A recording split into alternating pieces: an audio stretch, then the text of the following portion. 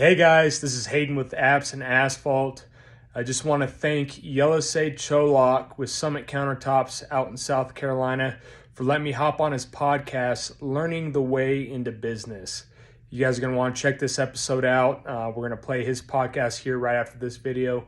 Thank you so much, Yelesay. Check out his podcast, Learning the Way into Business, and we'll see you guys in my Apps and Asphalt fans soon. Thanks, guys.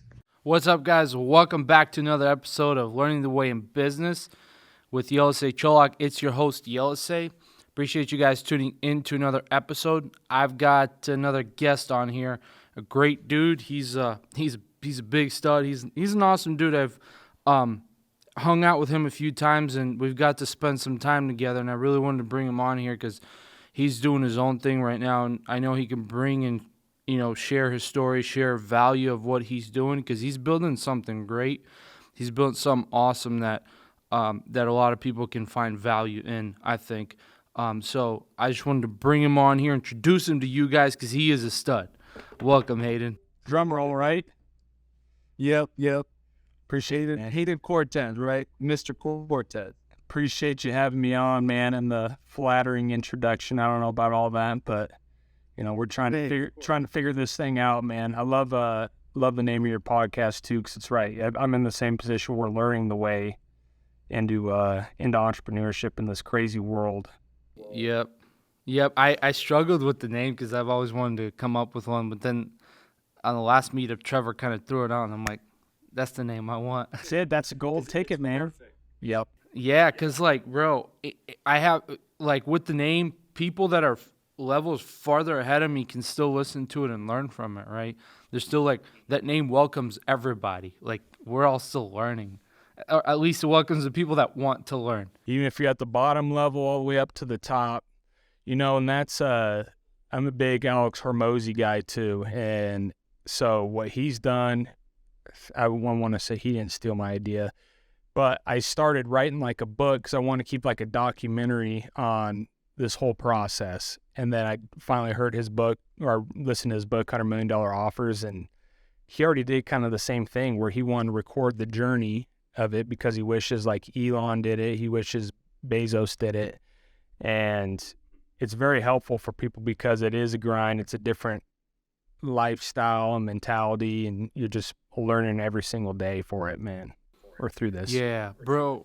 Yeah, dude, that's a good point you brought up, because honestly, sometimes I'm afraid to share my struggles because I'm like, man, what if people are gonna judge me, or I'm in these rooms where people are so much farther ahead of me, and I'm in my head thinking what if they're farther ahead of me, they're gonna judge me or something. But in reality, this is my journey, right? And I should record it and put myself out there, because there's someone that he may even be farther ahead of me, but he's gonna learn from that. That might be bro, sometimes I'll post something you can probably relate to, and someone's be like, dude, I needed that. So you never know, someone's gonna need that, and you'll post it at that exact time. So that's I'm getting over that, to post my struggles, to post the things I'm going to, because then you look back a couple of years and you be like, wow, that was incredible. The growth from that spot I was there. I even look back to things a year ago, wow, I grew so much, it feels good. Absolutely. And I try to have, because it is hard when you, especially in the mastermind that we're in, Real Business Owners, I know you're in another one, but there's a lot of guys that are in there that are way ahead of where I'm at, where you're at, and it's hard to stay confident in yourself around that. However, one thing I've been working on, and I say this a lot, is especially when people talk about competition and looking at the other, what everyone else is doing, is I say I like having horse blinders on, because horse blinders, all they can see is forward and they can't see side to side. So only look at your path and what's going on. Eventually you'll get to where these guys are at. But I do get it, man. It's hard to not wish and want to have the same level of success, but all it is they've put in more time, been more consistent, and that's failed a lot more. It feels a lot more, but Trevor made it. I said they failed a lot more. They failed a lot more. Yes, they have failed a lot more, which means they failed forward more. And so it's definitely a unique mindset to have going into that. You mentioned something like when you're in the rooms where all these bigger guys are, it's hard to be confident. Do you think that is because we often find our identity in our business, in the money in our bank accounts, in what we do? Like we attach our identity to the results rather than the effort. And therefore when we walk into these rooms, we don't feel enough because the results aren't, or it seems like our results aren't as much as somebody else's. My results are as much as somebody else. That's what we talked about past couple of days. Mike was saying this, like we often measure like ourselves through our results because we put in effort. You can't control the results, right? You can control your effort. However, you can put in the effort. You can show up every day. And even my coach Sam was telling me, hey, I was sharing with him, like, bro, when I'm low on cash, I get stressed. Like, I can handle other stuff, other problems. I'm okay with it. When I'm low on cash, I get stressed. And he said, you are not your bank account. Like, stop attaching your identity to it. You are not the numbers on your bank account, nor are you your business. So I think if we, rather than like attaching our identity to something else, start finding it within. If we do other things, like if we track our worth by our, and I don't know if that's even right to say tracking your worth by your effort, but if I walk into the room confidently knowing I'm confident because I put in the effort, I deserve to be here. I may not have results for that effort, but I deserve to be here because I put in the effort. Yeah, you nailed it on the head, man. It's comparison is one of the greatest thieves of joy and happiness and confidence. And that says because everything in society trains you naturally that it is a comparison game. This dude has a nicer car than I do, so he must be making more money than I have. But really, it's really self-confidence. You know that you earned your seat at that table, which is something that I got over recently. Is I've earned my way up to that table to be sitting at the same seat and same table as these guys, and it is because of the effort I've put in. It is because of the consistency I have, the discipline I have. I'm not always perfect, but I know I'm operating at a much different level that allows me to be with these guys. So, yeah, it is. It does. It's a lot of mental conditioning is really all it is. And I was talking to my wife. This was last week. We were just driving. We were listening to a podcast, and I'm like, you know what the difference between success and above average life is versus like average and below average? All it is up here, man. That's it. And the second that people learn how to start thinking differently, they act differently, they perform differently. But what it takes is a lot of unlearning from what we've learned growing up. When I was growing up, it was, go to, much like probably 90% of, I'm just throwing out a statistic out there, but go to college, get a degree, get a good job, put money in a 401k, start saving for retirement early, live a comfortable lifestyle. And for the longest time, like, I thought that was it. So I even thought like making six figures, once you hit that was like killing it, until you expand your mind, your network, and your thought process, and you realize, wow, six figures, it's good, it's decent money, it's comfortable money, but it is not where these super successful are. But there's just barriers that and levels to it that you got to keep pushing and keep excelling at. So a lot of it is really unlearning what we were taught, and it's not my parents' fault, it's not their parents' fault, it's just a different time. And 40 years ago, that was the mindset for a successful mindset and actions and path for a successful person in the United States, and now it's not the same. Yeah, true. You said you've got to unlearn a lot of things And I think oftentimes you've got to unlearn things before you can learn new things, right? You've got to unlearn the things that you were taught, or the way you grew up, and realizing that if I want to achieve this next thing, I'm going to leave that. I'm going to have to leave that behind. I'm going to have to not do the things that everybody does. And by meaning that, like going to college, getting a job, there's nothing wrong with that, because like with the way social media society sells that is like, or at least like in the entrepreneurial space, like as if it's wrong to do. I don't think it's not wrong to do. Like if that's what you want, do it. It's just not for me. It's just not for you.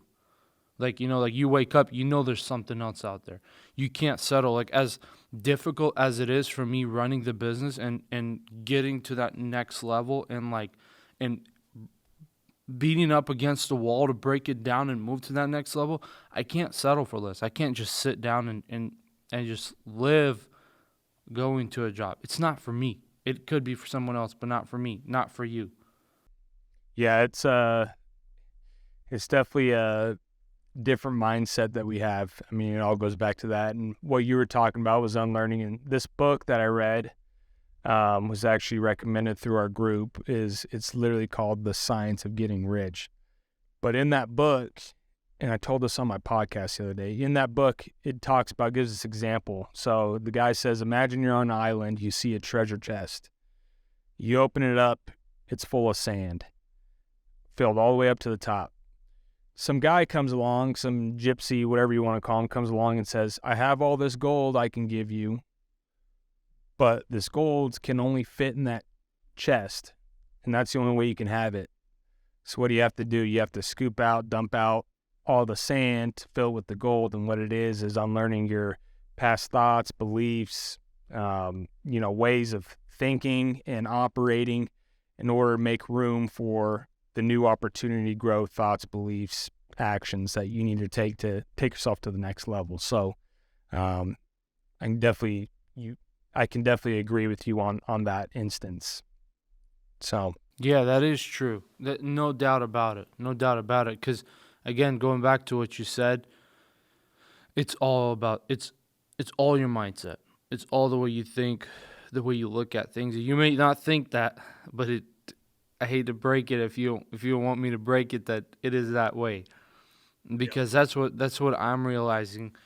Overcomplicating things is one of the big things I've struggled was my mental blockage, like overcomplicating business, overcomplicating life, overcomplicating things that stood in the way for me to get to the next level.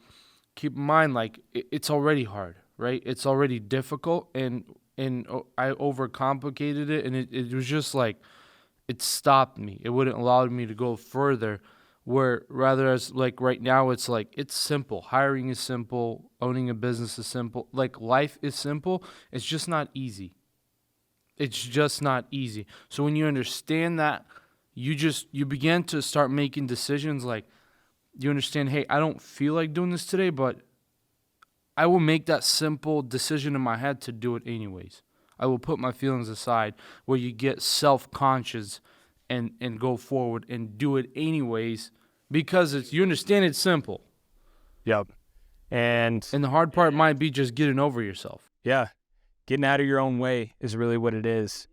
Another thing with that is I've learned that, us as leaders, entrepreneurs, really even leaders and higher ups and managers in big companies, they get in their own way, and naturally we want to take on more and more stuff as leaders, owners, operators, and you fall into what's called quicksand.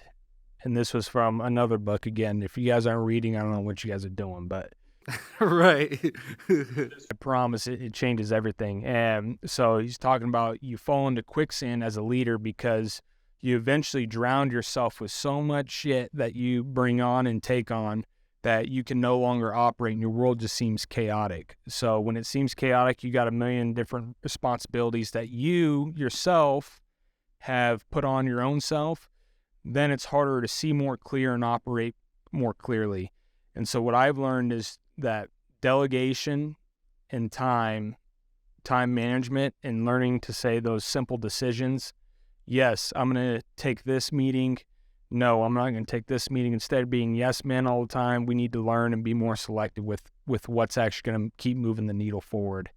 So that's a big thing that I've learned is getting out of our own way in the sense that we need to be these hustlers. We need to do everything. That we're training our group because we run a paving company as well on the side of our mobile app company. Yeah, I would want you to talk about that as well. Cool. I'll get into that a little later, but what we're trying to do is we're trying to scale our teams and that our production teams. And so we have your crew guys, then you have your foremen, then you have your superintendents. Well, our superintendents are essentially the boss of the whole production side. And these guys have never been in a leadership program or a leadership role to where they're not actually out there doing the work. And it's a total different mindset for them because these guys have always had in their minds that, okay, if you want to be a leader, you want to move up to foreman, you got to outwork everybody. And then same thing to superintendent. And when you get to a level, it's not necessarily about how hard you can work. It's about how smart you can work and use the resources to scale out. So we're working on teaching these guys like basic, simple systems and processes, chains of communication. Your lowest guy on the totem pole, like a laborer, does not need to be calling all the way up to the superintendent. He communicates with the foreman. The only calls the superintendent should be getting is from the foreman himself. So learning to scale the production teams internally and teaching these guys who have never been in that kind of position has been an awesome challenge, but it's all the same. Like if the teams are scaling, the different departments are scaling, that's going to help your company overall grow and get to where you're at, get to where you want to be. Yeah, bro. Yep. Dude, I love that. You what you mentioned there, that was very good. I've also been thinking about that too, is like you can't always be the hustler. Like you can't, I don't like, it's kind of cringe and cliche when I see all these like people that achieved high levels and they talk about like, I'm still hustling, I'm still doing that, I represent the hustle. Because it's weird. Like you're at that point where hustle, like you hustling, you're not leveraging your fullest potential. Because once you become that leader, you should delegate. You should buy back your time. Because if your plate is not as full, you can operate on so much more clearly where you want to take the company, where you want to take your team, where you want to take the next step, right? And that's your responsibility as a leader. Like you shouldn't get a whole bunch on your plate because at the end of the day, you being a leader or you owning a company, you being a boss, it's not your responsibility to serve your clients. It's just not. Your responsibility is to serve your team. Your team will serve the clients. If you provide the proper support for your team, they will provide the proper support for the clients. And you serving the clients, kind of like going around the loop, is disrespectful and unfair to your team. Because then they don't get the proper support. When you're always loaded, when you don't have time for them, when when you're always like unintentionally going through the meetings, doing all these things, you can't just hustle. Like you can't. And I've understood that. Yep, I've understood that because I've had people tell me, like, hey, man, like, just be in the business. Like, hire someone to do your sales. You do the labor stuff. I'm like, yeah, but I don't want to. Like, it's just not right to me. Because if I'm in the labor stuff, like, I can leverage more right now if I'm, like, going to be, at the moment I am, if I do sales, because then I'll have more time to work on the back end. And eventually when sales go up, I'm going to need to put someone there because I've got to create, more steps and make the vision for the company as far as where we want to take it from now on, right? I've got to monitor, see how things are going. Where can we fix this? Also consult with the team, right? Hey, we've got this problem. What do we do here? I've noticed but if I'm always busy, I won't catch that. I won't see that. And stuff just sifts all the way through, then you end up dropping the ball, and that's what's it. So in that same book, which is Smart Choices by Mark Miller, he talks about leaders need to create margin in their life. And in business, we want to create margin. That's your profit. But margin in your life is hours that you get to yourself that you can think, plan, and strategize all by yourself. So I started doing this probably 3 months ago, and all it is I took 2 hours on a Saturday, went to the office by myself, nobody else in there, didn't look at my email, didn't do anything. I just sat there and kind of thought, okay, I got this going on, this going on, this going on, whiteboarded some stuff. And I swear by that, those 2 hours made a huge difference because I was able to think without any distractions. I was able to plan and say, okay, when we come back on Monday, we're going to organize the team and we're going to go do this route. And so creating a margin for anybody really in life is huge. It's 2 hours of much needed time to reflect. It's just like when we you hear the biggest mistake of like paying all this money to go to these masterminds or these conferences is everyone goes and gets a ton of information and then they fly back Sunday night, go right back to the grind Monday, and they forget about everything they just learned. It was a waste. You can only retain like I don't even know what percentage is, but it's a super small percent. Versus taking like a day in between, reflect, take notes, write down your own thoughts, plan, strategize. That allows you to retain this information much more and make you operate in better decisions. And like even guys on my team who have kids and family and wife, like I don't have time. Bullshit. Everyone's got time. You have to mark down. You can find 2 to 3 hours on your calendar just for yourself. I don't care who you are. You just do it and you make it a priority because everyone else is going to pay for it if you don't. Your family, your team, your business. So that's something I learned is create margin in your life. Yeah, because a lot of the times we get this lie in our head that being busy is productive. Like having so much on my plate, I'm being productive, especially as a leader. That's not production. That's just being busy. You're wasting your time, right? Like there's time. Like I would say, as a leader, you're more so production is like you said, creating that margin, sitting down and reflecting, sitting down and thinking, sitting down and strategizing in a quiet space. That's productive, right? Because then you can bring that out to your team.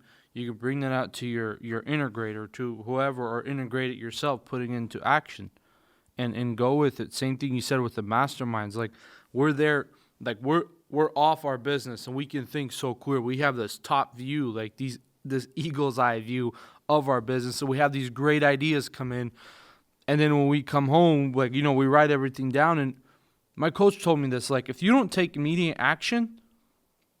He said, you wait a little bit, like you come back, you're hyped up, like this is a great idea.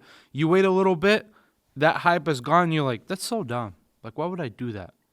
Right? But if you took action then, you would have got the momentum rolling. I had the same thing with the podcast. He held me accountable, like, yo, start it. Like, start it. When are you starting? So like he pushed me off, like he made me do it and held me accountable to it. And like when I did like a couple episodes, I'm like, man, is this gonna work? But then I'm like, I'm already started it. So I'm going through and I know it will work. I just got to be consistent.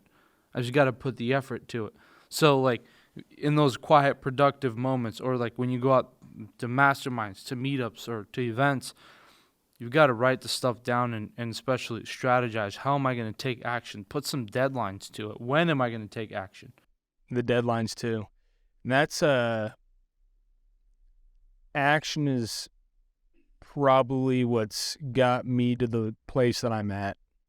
Not by gloating or anything. I'm not anywhere near the level of where everyone's at, but it's opened up doors by taking action. And that's one thing that my business partner and I, that's why we work so well, is because we move quick. When we make decisions, we don't sit there and think about it.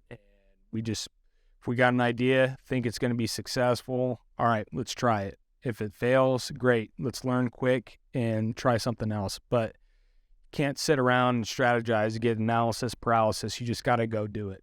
But at the same time, we've been bitten in the ass a couple times because of it, because we move too fast and, overlook some stuff that we should have looked into or thought about ahead of time. So it's really finding the balance of moving quick but moving smart. And that's the only balance I really believe in. But trying to figure that out, how to to combine the two.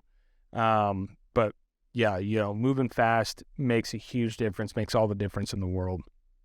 Yeah, you've got to know when to move fast and when to actually sit down and strategize it. Because I do have some times where I'm like, man, like I can't like when I have to make a decision, I can't come up to something, and like when I give it a day or so and I think about it, like it becomes clear, right? But then there's times where I got to take immediate action. I got to step up. I got to do it because if I don't, it's gonna bring more harm than it will help. So like you said, there's a fine line between that, knowing when to strategize, when to sit and think about it and give it some time, or when to take action. But for the most part, taking quick action would be better, because then you like you said, you do fail a lot. You do stumble on it. You do kind of like mess up. You will mess up. You will make the wrong decision, but you'll fail forward faster. Yeah, learn to be okay failing. I never asked you this, man. How did you, and sorry to turn the interview around on you, like what's that, Step Brothers? We're going to interview you. How did you get thrown into entrepreneurship? Because I know you're new to the game like I am. How did you guys get started doing the countertops full time, running the show? So my dad did cabinets. He had a guy that would overcharge him doing countertops. So then my dad he bought a saw, and I was young. I was like 15. I was like 16 back then. I had nothing to do. I dropped out of middle school, and he would cut, I'd polish, and then I got a phone, and I was kind of doing it. So I would do sales and just kind of get more into it, rolled into it. And then when I got older, when I hit 20, I was kind of deep into it, and I told him, hey, I'm gonna separate the entity because it's just difficult tracking finances together with this and all that. And he's like, go do it. So I split it off when I went on. And then at that point, I was listening to the RBO podcast, and because they've helped me out so much, that's why I pulled the trigger on joining their mastermind. And I think I would say that's when really, really began, like when I sunk into entrepreneurship, is right around when I joined their mastermind. Yeah. Well, I mean, that's crazy. You kind of get thrown into it, and I agree. It probably kept it less messy for you, man, separating it from your dad. But that's awesome, dude. Yeah, I know you're new to the game and fresh to it too, so that's why we're learning our way into this. Exactly. Exactly. Yeah, so tell us a little bit about what you do and how you got doing it. Yeah, I'll give you a long-winded explanation how I got thrown into this. So I was working for my partner at the time. His name's Zach. He runs a paving company out here in Denver, Colorado. So we do asphalt and concrete maintenance work, parking lots, HOAs, you name it. And so I started working for him about 5-6 years ago. Went from being the ground bitch pretty much to, picking up cones, sending on job sites, project managing, to jumping into sales and started killing it in the sales game. And then after that, 2 years ago, he promoted me to sales manager. So I was running the sales team, and we scaled the company from, I think when we started, we were at like 2 or 3 million, and over the past 3 years, we doubled every year. So now we're hitting about $20 million a year. And so we scaled like quick and fast. And part of that was because we wanted to be the pioneers of technology in our industry, our space. And we realized, when we're sending proposals, we're sending kind of basic stuff. We create like a site map. Say like somebody sent us out on a parking lot to go check it, like a Wendy's, we'll call it. So we'd use Google imagery and like mark where the locations were. And then we'd send that with our proposals. Customers like that. So then the next year we started doing the same thing. We had Google on our iPads, and then so we'd drop locations, and then we'd flip over to our camera app, take pictures of every spot. And then we'd go back to the office, put our estimate together, and Then we create like a Word document that had all the pictures, the comments, the notes, and then the sitemap, and our customers loved it even more. So 2 years ago, we're like, all right, let's create an app, because we're wasting about 30 minutes every time we send a bid, and we send out a ton of bids, putting these reports together. Like, I would say probably our estimators probably put out about 5 bids a day. So 30 minutes times 5, do the math, it's 2.5 hours, if I did my math correct. Something like that. Anyways, we realized, okay, so if we can have like a mobile app that does the map, the pictures, and then creates the reports for you right away, that's going to save us so much time, and we can output even more. So when we did that, we started testing, we built the app, and then we tested it internally, and we did, $8 million one year, then we jumped up to $18 million. So like a huge jump, and it was like almost too much of a jump because your production side lacks. So then we figured out how we can communicate better with our on-site crews and send them work orders and stuff like that. And so that's when Spot On Site came. And so we've been live in the App Store since February 7th of last year. So we're almost coming up on our 1-year anniversary. But pretty much Spot On Site's a all-in-one mobile app to help contractors, specifically exterior contractors, whether you're in landscaping, commercial roofing, asphalt, concrete, you do hardscaping. We help these guys with their sales presentation. We help them with their client, with transparency for their customers, and help them send work orders to their team a lot more efficiently, and they communicate better. And so that's how I got sucked into this. And, we were talking about Mike Claudio earlier. Mike was Zach's business coach for a little bit, and he came out and watched Zach and I try to run both companies right when we launched Spot On Site together. And stuff was falling through the cracks, and he can tell we were just spread too thin. So he's like, if you guys continue on this path, then both companies are going to fail. So he's like, Hayden, you haven't had your own thing yet, so why don't you step away from MPP and go all in on Spot On Site? And then Zach, MPP's been your baby, so why don't you stick with it? So that's when we made kind of the change and the transition. And so Mike was definitely the one to push me into this entrepreneurship world, man. Nice. Mike's a solid dude. So pretty much you're not just an app that does it measures with the satellite, right?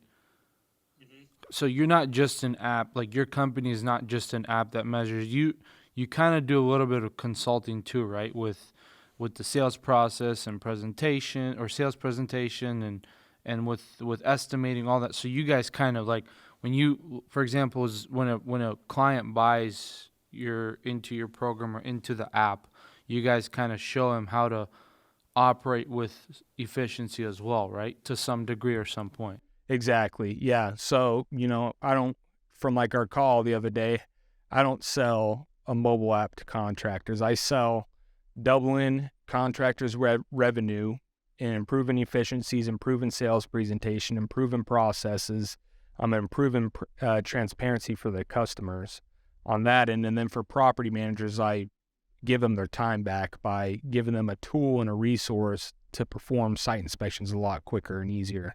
Same thing, and generate reports. So, it's we're moving towards helping more contractors out in the one-on-one space, and it's also a big reason on why we wanted to start our podcast. Our podcast is called Apps and Asphalt, and our kind of slogan. Check them out, y'all. Yeah, check them out. Apps and Asphalt. A little plug for myself. Sorry, man. No, I helped you. I helped you push the plug in all the way. Appreciate it, bro. So why we started that is because we want to raise the standard in construction. When I got into construction, I was like, man, it's busy, it's crazy. There's a lot of work you got to do. It's not respected. Everyone looks at contractors like we're a bunch of idiots who couldn't go to college, get a degree, so we fell into construction. When I have met the coolest, greatest people who are extremely intelligent, have figured out how to scale businesses, make a lot of money through this space. And so we want to shift the mentality and impression of what people view construction as. And part of that's through raising the standard in our space, which will eventually hopefully trickle into other spaces. So that's why we got into that. And, through that, our podcast, we help out with, we'll dive into job costing. A lot of contractors don't even know what they actually need to sell and make and how much they actually make, because they don't know how much their piece of equipment costs to run, or they just go from job site to job site, just get the work done, but they never actually have time to job cost and know their margins, along with like some simple tricks and tips to help them stand out from the competition for the sales side of it. So taking pretty much our experience that we have with our company and helping others, because there's so much work out there, man. We don't have a scarcity mindset. Everyone's busier beyond belief. So if we can help others with how we've done it and stuff we've failed at that we've learned from, or stuff that we've excelled at and think that we can pass on, then we're definitely going to show that off. So we're moving into more specialty stuff like that coming up very soon. Nice. I like that. So you initially you don't necessarily sell your app. You pretty much, you sell them, hey, I'm going to come in, I'm going to help you do this, and this, right? However, here's the tool that you're going to use. Here's the tool that's going to improve that. So you're not necessarily like just an app. You've also actually helped them. You don't just sell it to them and take the money and do your thing. You actually there help them, kind of guide them through it. I like that. Solving the problem. Solving the actual problem. And that's all even like from our upfront demo too. Like we'll do a demo. I've never met these guys. I hear about what they're doing, what their process is. Then I literally show them how we do it, like how to attach our shareable link with your proposal, how to walk them through on a follow-up what the dashboard looks like.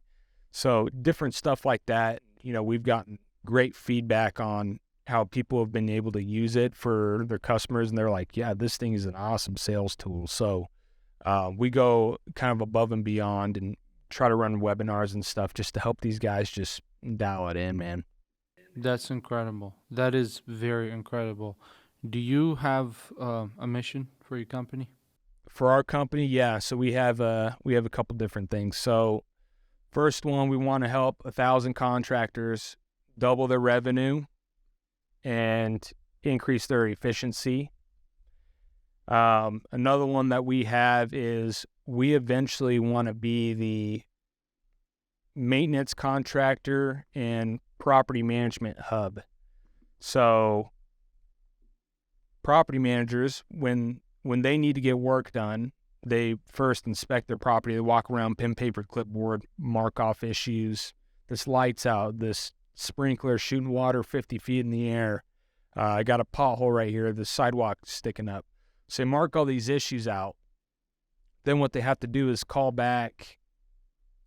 3 different contractors, so a landscaping guy, an asphalt guy, and 3 of those each to do a walkthrough, and they show them all the areas. So they're losing windshield time. They're losing time being on site showing these guys. So if they can just create these during their inspections and send it through Spot on Site, which is a contractor, which their contractors or vendors are on it too, everyone can save time because it reduces the amount of on-site meetings. So we want to be like the ultimate go-to contractor and maintenance hub eventually one day. And then, a big thing about our team, we're a pretty small team now. We got a good core group of guys. Is just for us is we have everybody gets a Lambo mentality.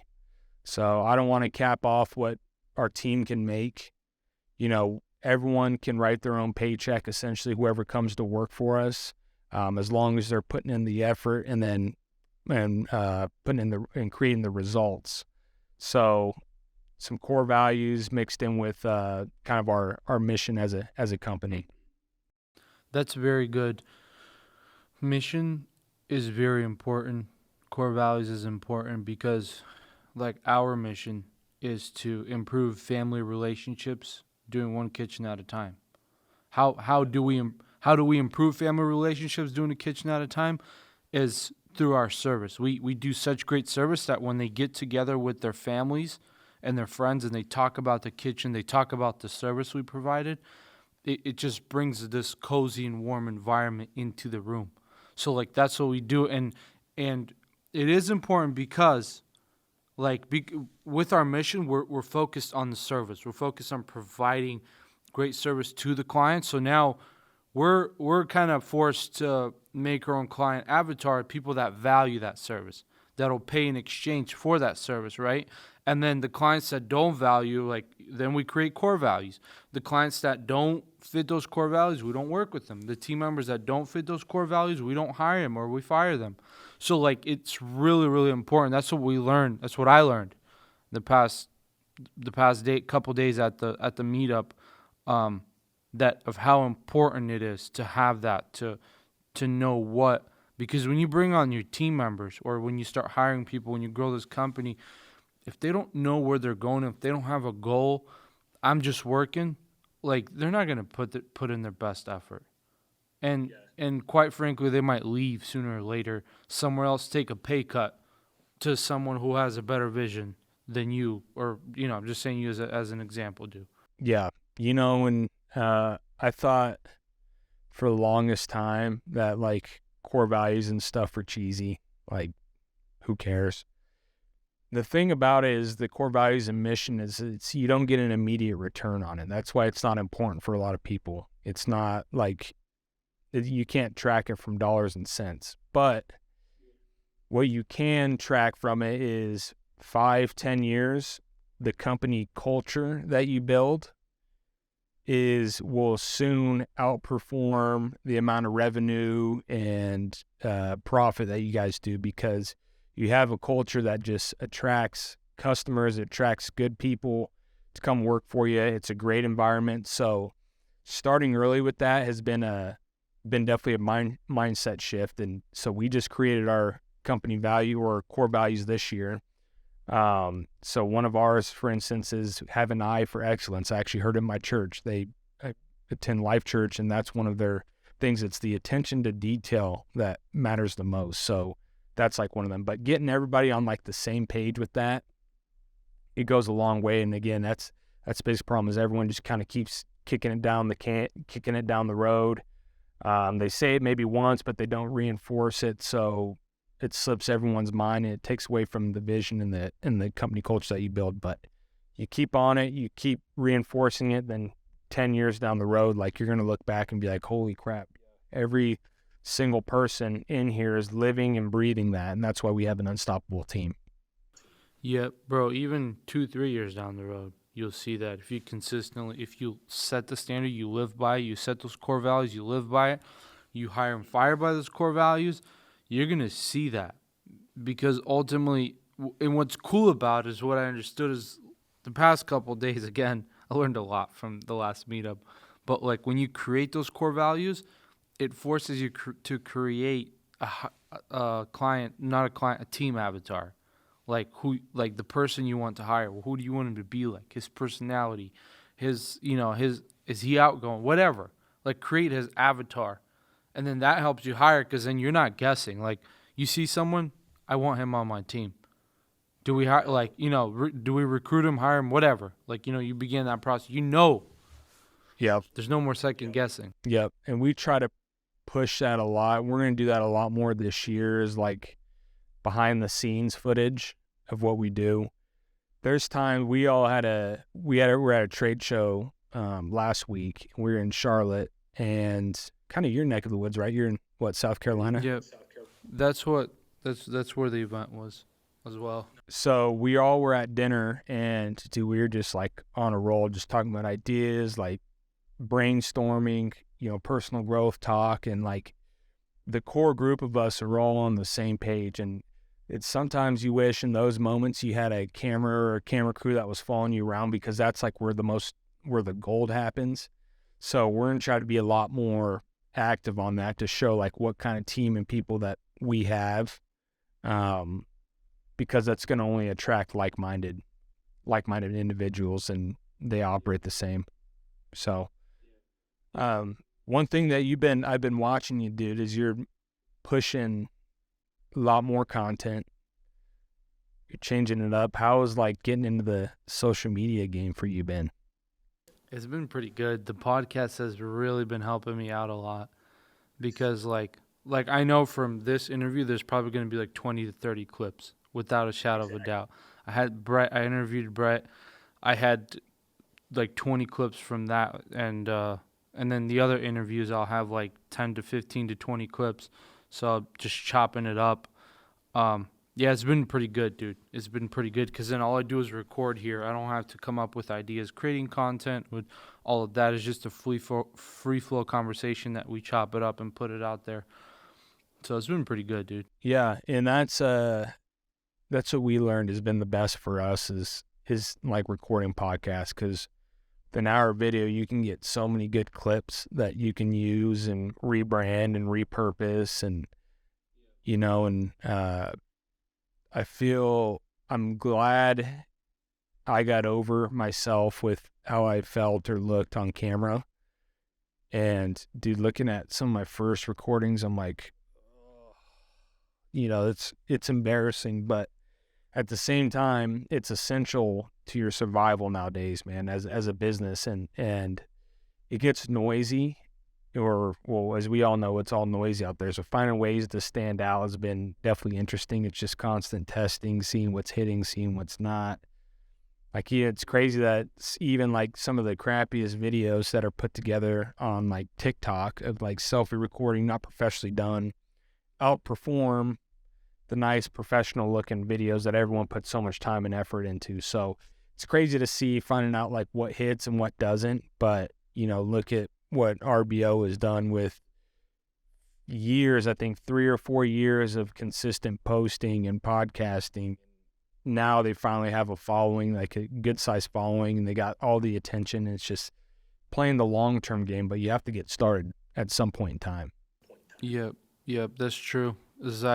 I do think like sometimes like, man, like what is this going to do for me? Like I'm like driving here took me about 35 to 40 minutes, about 40 minutes to an hour of an episode. Driving back 3 hours out the window, right? But I'm like, man, it's going to pay off. I'm playing this long term. It's going to pay off because my strategy with having the podcast is even say what? I say he's about to drop some gold. Everybody's about to give the strategy. Well, the reason why I started the podcast and the strategy with this is like I want to bring on local general contractors. Like, hey, this is for the community. Which it is, right? And just ask them while I'm interviewing, like what they're lacking, what they hate most about their subs, or what are the problems they want solved, right? And after the interview, I'm the solution to your problem. Pretty much. That's what my coach taught me that. He's like, bro, I've created for so many years, I've created the perfect systems, the perfect processes, and I thought this is what the market wanted, so I created. He's like, and I haven't got anything from the market. He's like, it wasn't until I realized, like, go find what the market wants. Go like door knocking. Go see what issues is that project. Like, he's like, I'd go on a job site, see what issues the project manager has. Hey, who does this scope of work? Oh, this and this guy. And he starts talking. He's like, he's telling me all the issues. I write it down. I go to the office and I present it to them. And he's like, magically, I'm some dude that's the solution to all their problems. The guru, like, yeah. Yeah, like you're finding out what the market wants, what they need, and you give it to them. And because I couldn't understand that thought that people would say, give the market what it wants. Like, what does the market want? I'm doing countertops. I'm already giving them what they want, right? They need it. But then it's far deeper than that. It's far deeper than having an app. Like, you're doing something bigger. You're solving the problem in their business, not just by selling them an app, but actually by showing them, guiding them, improving something for them, giving the market what they want. You won't be poor if you do it right. Absolutely. Even like what we're doing here in a couple weeks is we got some gals that are high up in the property management space, like the president of BOMA BOMA is a huge real estate, what would you call it, organization. And the head of BOMA for Denver, we're bringing her and another one of her counterparts in for a podcast interview. And, granted, our podcast is apps and asphalt, so we're geared towards contractors. We talk contractor stuff. We want to change it up by bringing on actual customers who these dudes do work for, to hear exactly what they want, what drives them crazy, what are the things that contractors do that piss you off and make you not want to work with them. How can contractors improve so that way you guys have better working relationships instead of like saying, I got to get my parking lot fixed. You're almost kind of excited because you have good relationships, and it all comes from doing your research and jumping into the horse's mouth or hearing it from the horse's mouth. And, that's been the beauty of this first year of launching the app is we didn't necessarily go hard on like sales to get as many users as possible. We wanted to get a good amount of users so we can get feedback and figure out, okay, what problems do you actually have? And I'm not going to list out all the problems because that's something that we're going to solve. But through taking the time and actually talking to our customers, we do testimonies and we even ask for the good, the bad, the ugly feedback. Hearing what they need will pay dividends. And so all of our updates and development that we have, we're about to launch a new package, is because of this is what everybody's been asking for.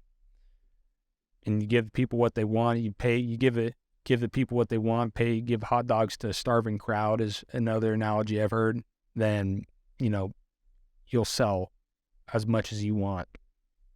Yeah, because business ultimately isn't about the money. It's about relationships. So if you've built good relationships or the right relationships, you get more money than not having relationships or having relationships with the wrong people, right? Like there's relationships you'll build, they'll pay you more because of the relationship, because of what you bring to the table, because they even like you as a person. That's the value you bring to the table. They like being around you, they like hanging around you, so they're gonna give you business. They're gonna give you money. Yep, dude, that's perfect. You nailed it right on the head right there, man. Yeah, of course. Yeah, man, this has probably been our longest episode so far. It usually kind of dies out like at 40, 45 minutes, but man, we kept it going, dude. Hey, I can keep it going as long as you want, man, but I know you got like I said, you got 3 hours of your day that are already gone, so I get it. But hey, it's invested, bro. It's invested. That's the beauty of these things is we can always hop back on later, and, I'd love to have you as a guest of ours too, because you're a contractor yourself, you're a business owner, you're in the same position that I am, so you have a lot of good stuff that you can give out. What you're doing on this podcast is awesome, man.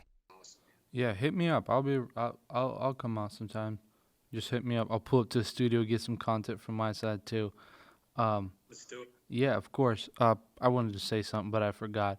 But yeah, anyhow, guys, we're gonna wrap it up for this episode. You guys, Hayden, where can people find you? All over the place. Yep. All over the place. So you walk into the retail store, to Lowe's, Home Depot, you see him there. One day. One day, right there. Yeah. So my app company is called Spot On Site. We're on Instagram, Facebook, YouTube, all at Spot On Site, LinkedIn as well. My personal page I do mostly on Instagram. It's at Hayden Cortez _ pretty easy. If you check out Yelesay, you can check me out too. But I'm here to help too, and like I said, I'm learning my way into this entrepreneurship world too. So any of you guys that have some questions, I'm here to be a resource for everybody as well. Yeah, I'll put those also in the show notes so you guys can click on it, whether it be on YouTube, Apple Podcasts, wherever it's at. You guys can click on it. But you guys reach out to Hayden, show him some love. Share this podcast if you found it valuable. Tag him, tag me in your stories. Let us know what's up. You know what I'm saying? Give some feedback. Dude, this was a solid episode. I really enjoyed it. It was. I think I will be listening to this and I'll find some value from our conversations. But back to what you were saying, like about my time, I really enjoy doing this because this kind of gives me that mastermind experience to where I pick up above that day-to-day stuff and I can think so much clearer. Like this is what I want to do, right? Like giving ideas, inspirations. I had that during this episode. So yeah, bro, I really appreciate you coming on, your time. I know that's valuable, and dropping the value on the people. You guys listen to it, share it. Again, show some love. Awesome. Appreciate and everybody. See you guys in the next episode. Awesome. Thanks, guys. Peace.